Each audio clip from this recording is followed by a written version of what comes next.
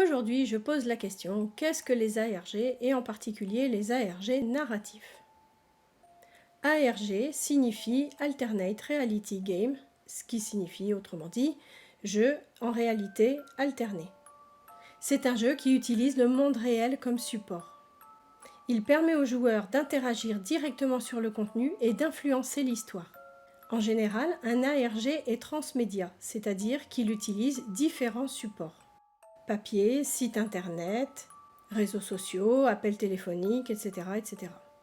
L'ARG a été utilisé par les professionnels pour le lancement de films ou de jeux vidéo, mais c'est surtout un formidable terrain de jeu pour les amateurs et en particulier pour les fans du genre horrifique, car il se prête particulièrement à l'ARG, d'où mon intérêt.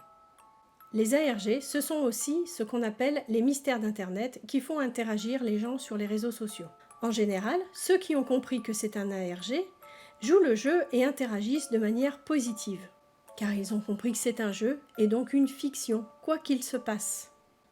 Il y a aussi des curieux qui suivent sans vraiment comprendre ce qui se passe, et il y a ceux qui crient au fake parce qu'ils n'ont pas compris que c'est un ARG, que c'est une fiction immersive, que ce n'est pas la réalité, même si ça y ressemble beaucoup.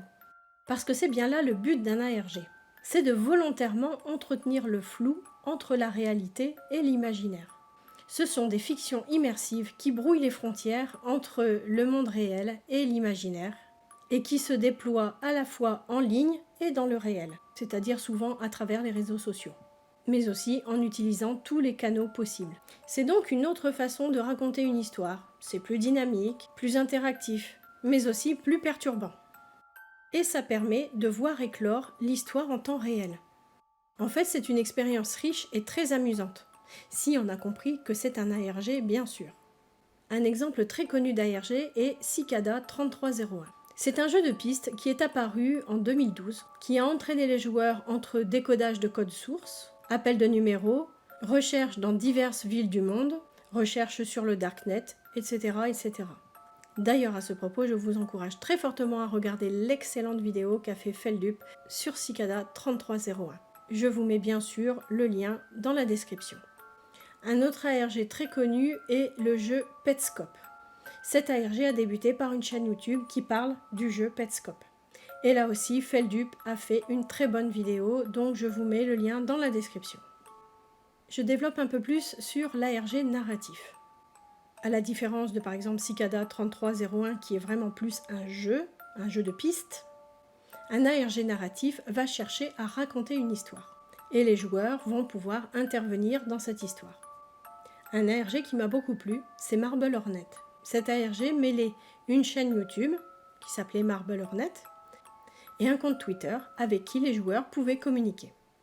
D'ailleurs, Feldup a fait lui-même un ARG qui s'est fortement inspiré de Marble Hornet, qui s'appelle Signe D. Si vous ne l'avez pas regardé, je vous encourage fortement à le regarder et je vous mets aussi le lien dans la description. Et là, normalement, vous devez vous poser la question, mais pourquoi nous parle-t-elle de tout ça? Eh bien, il n'est pas impossible qu'un ou plusieurs ARG se glissent dans ma chaîne YouTube dans les mois à venir. C'est un concept que j'aimerais beaucoup expérimenter. Alors, un petit conseil, soyez vigilants et surtout jouez le jeu.